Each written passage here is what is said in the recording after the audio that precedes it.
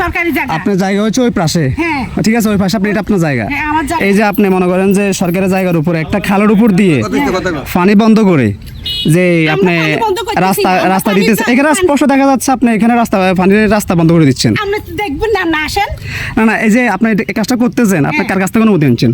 আমার স্বামী কার কাছ থেকে? আমার স্বামী আর্মির কাছে গেছে, আর্মি সহ টিউন অফিসে গেছে, আচ্ছা। এবং আলকাস মিয়া সহ গেছে। আলকাস মিয়া কোনো কাগজপত্র এখানে দেখাইতে পারে না। উনি যে সরকারি জায়গা দাবি করতেছে, ওনার কাছে কোনো কাগজপত্র নাই। সেনাবাহিনীর সাথে এটা কথা বলছি, এবং কি টিউনু স্যারের সাথেও কথা বলছে। লিখিত কোনো কাগজ? লিখিত কোনো কাগজ দেয় না টিউনু স্যার। আমি প্রথমে আলকাস মিয়া আছে না, এটা লিজের নামে আমার আজকে 5 বছর এখান দিয়ে রাস্তা দেয় না, বুঝছেন নাকি?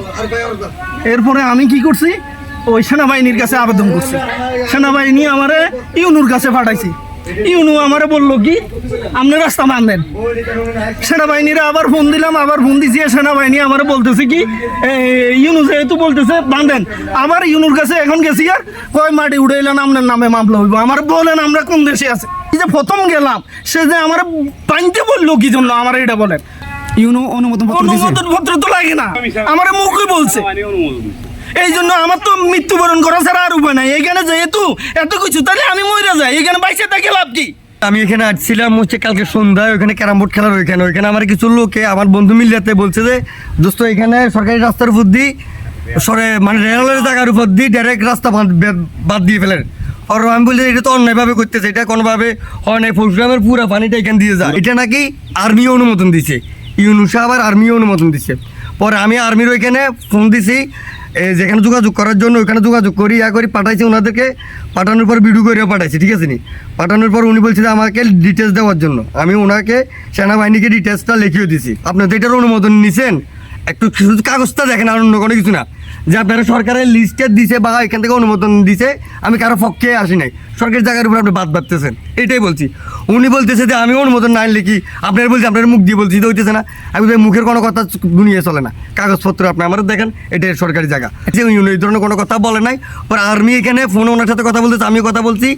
আর্মি বলছে যে ইউনু সাহেবে বলছে, এখন ইউনু সাহেবেও বলছে যে বলে নাই, আর্মিরাও বলতেছে যে ওনারা বলে নাই। অনন্তপুর 3 নং ওয়ার্ডের এখানে প্রায় মনে করেন 4-5 হাজার কানি জমিন আছে।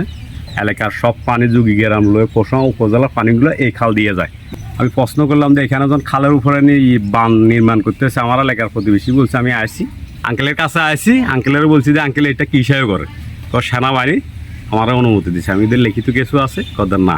ইয়ার পরে লিখিত না, সেনাবাহিনী টিউনু স্যারের কাছে বলছে, টিউনু স্যারের অনুমোদন দিছে।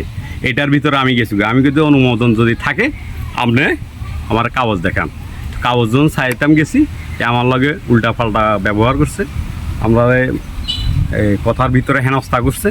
আমরা বলে এখানে বাধা দিতে আসি, আমি তার এখানে লোক আছে, আমি কারোর বলিয়ে নেই দিয়ে এটা ইয়ে নে করো।